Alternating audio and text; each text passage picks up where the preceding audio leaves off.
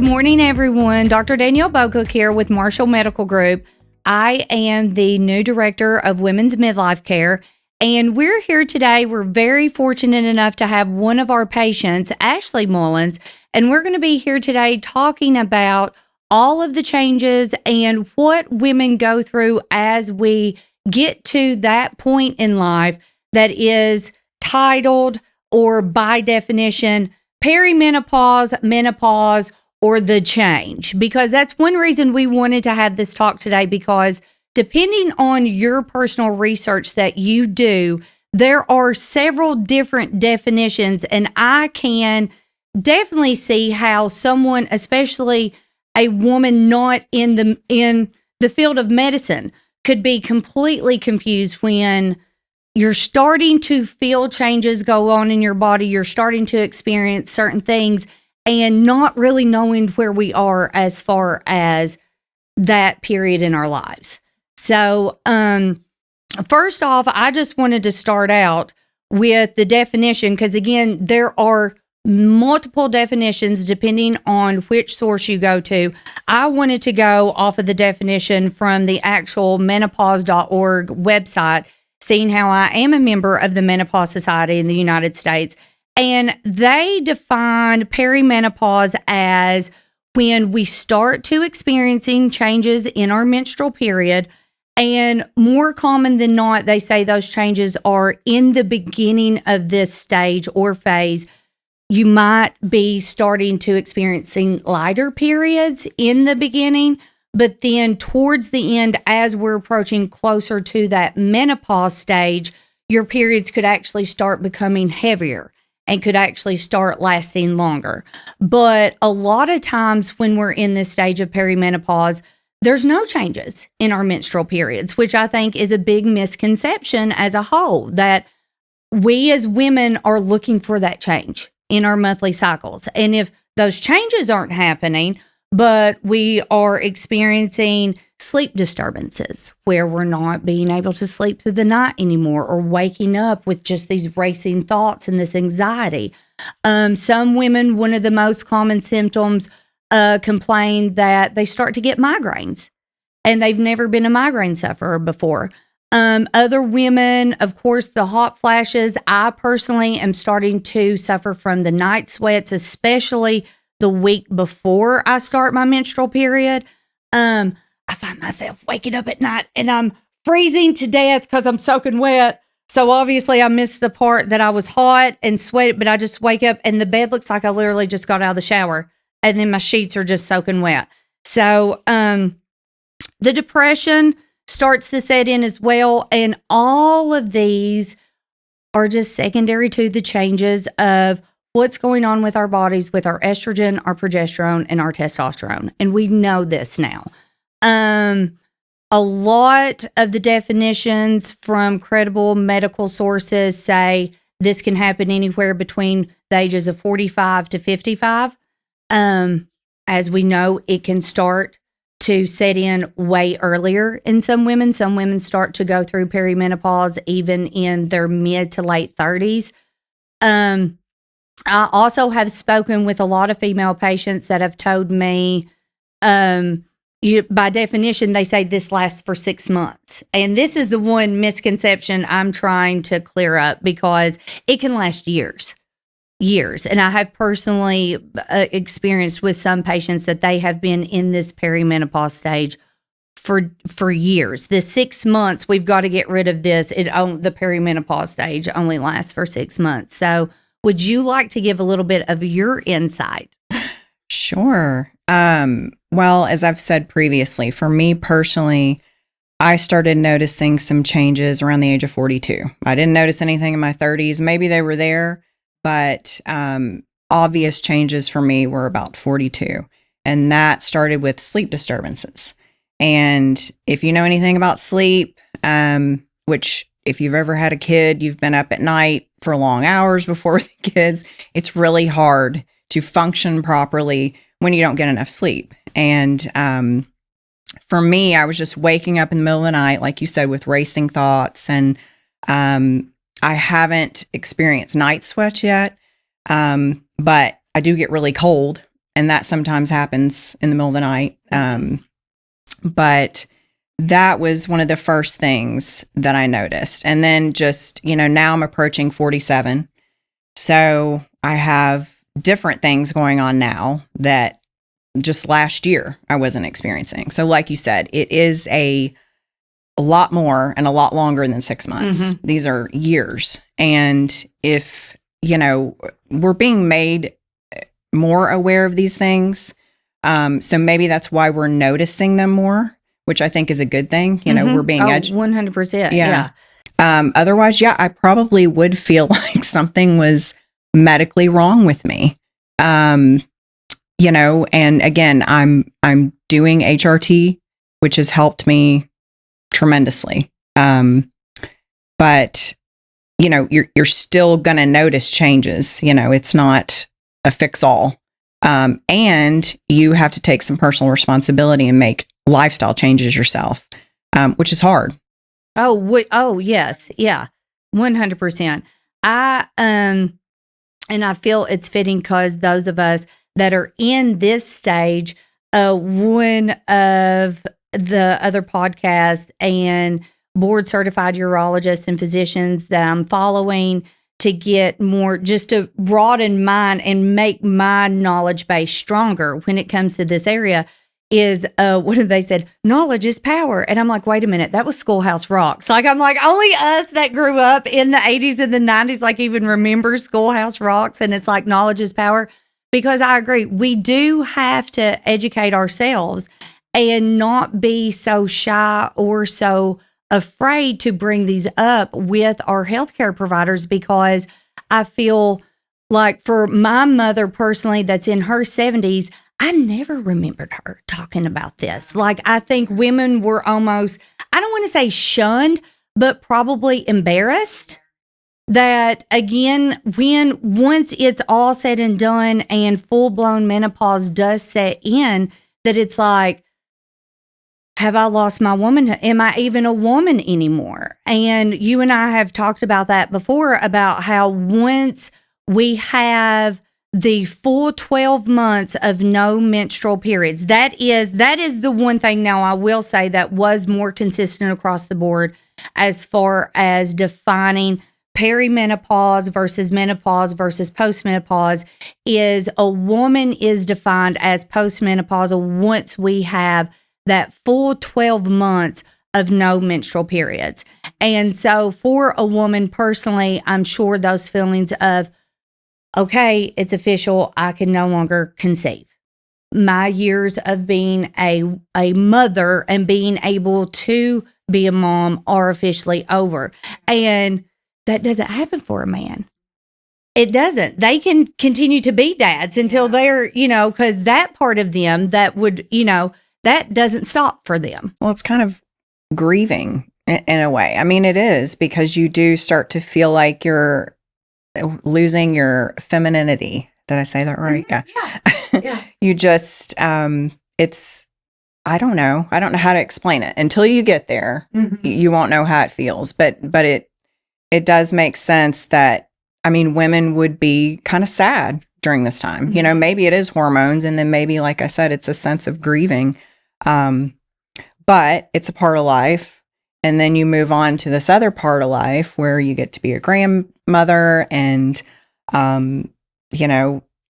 let's be honest, it's, periods are not always fun. So you don't really have to worry about that anymore. And there's kind of a relief in that, I guess. But yeah.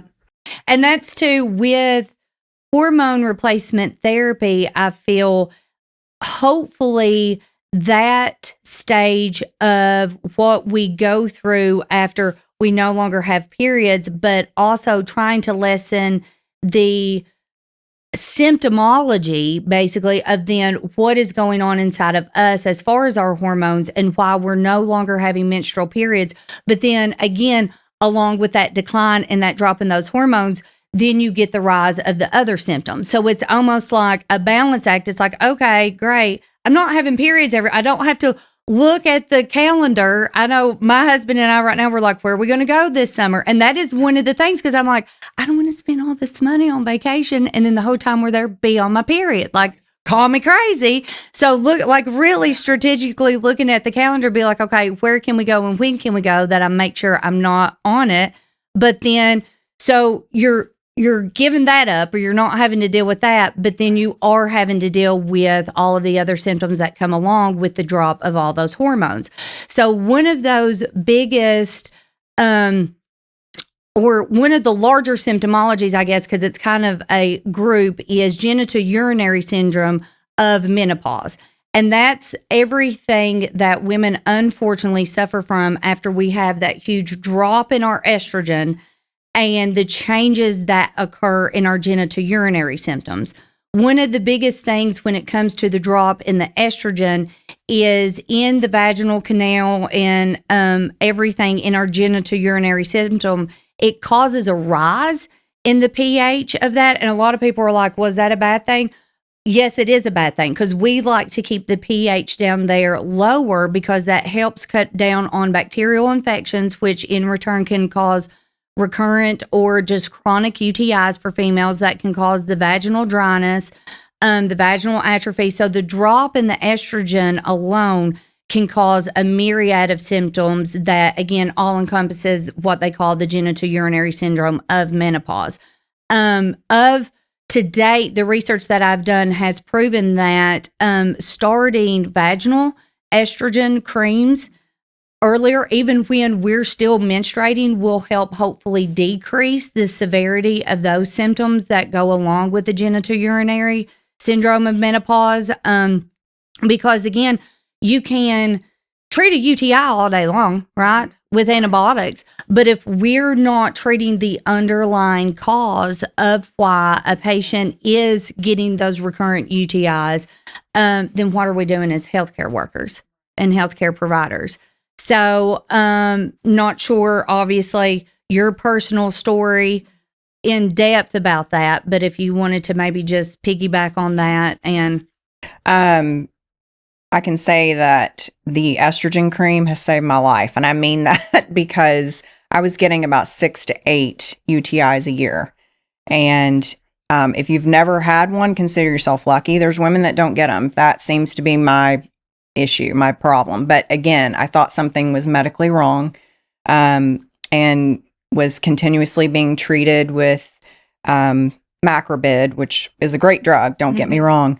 But it would, anytime you take an antibiotic, it wipes out your system. Oh, 100%. And then that leads to, and this may be TMI, a yeast infection. Yeah. And then that has to be treated. And so it's just one thing after the other. And I was just kind of miserable. But then at the same time, I was like, why is this happening? Like, this is just weird that I'm getting so many of these. Well, little did I know the estrogen cream was exactly what I needed. And as long as I'm consistent with that, and I use that twice a week, I don't have any issues with UTIs anymore. Good. Yeah, they, several studies published in very reputable, obviously, medical journals and everything have now showed that using vaginal estrogen definitely helps with the improvement in the overall tissue in the vaginal canal. And again, vaginal estrogen helps keep that pH of our genitourinary system, keeps it down, which is a good thing, because a lower pH means the more acidic an environment is, which means less bacteria is likely going to be able to grow. It also helps big time with, they have seen with women, as far as urinary urgency and frequency. So again, just keeping that area in its more happy state, it homeostasis, if you will. That's where it likes. Like, again, giving that area the estrogen that we're used to having. So when you get the urge, so urinary urgency, frequency, obviously we feel the urge and need to go urinate more than probably what we need to.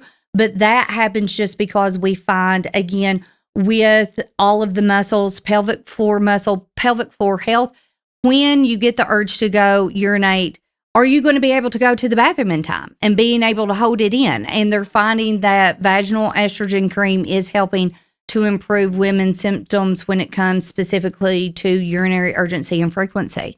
So definitely there is studies out there that are proving the use of vaginal estrogen cream help decrease the amount of UTIs that female. And again, it's not rocket science, right? It's just bioscience. Like, we know the reasoning behind it. And I feel, unfortunately, due to the history and how women were kind of scared 20 plus years ago to start hormone replacement therapy because of the fear that was placed in us by higher beings. I'm not going to call anybody out on who makes, I'm not going to go yes. And now that they are seeing that hormone replacement therapy, not just estrogen, but estrogen, progesterone, and testosterone are helping to decrease cardiovascular disease and atherosclerosis. So it actually helps and improves plaque burden inside of our arteries. Again, with the use of progesterone, most women taking it at night, sleep. The American Heart Association has actually now officially, about 3 or 4 years ago, they've listed sleep as one of their top 8 as far as all encompassing what if you can live healthier and longer. Because that's the point, right? We just don't want to live to be 92 or 93. If the last 10 years of that we're bedridden, yeah, we want to live that long, but we also want to live lively, and we want to be thriving when we're living that long.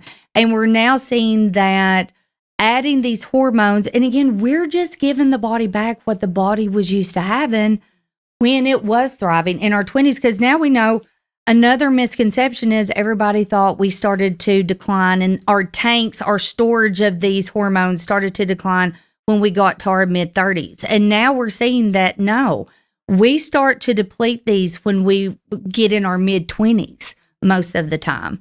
So I feel just talking about it on a platform and being able to speak with other women about it, that's why I'm so thankful that you were willing to do this today, because we've got to take the fear away. And again, with any type of medicine, risk stratification, right? The benefits have got to outweigh the risk of every decision we make when it comes to doctors treating patients.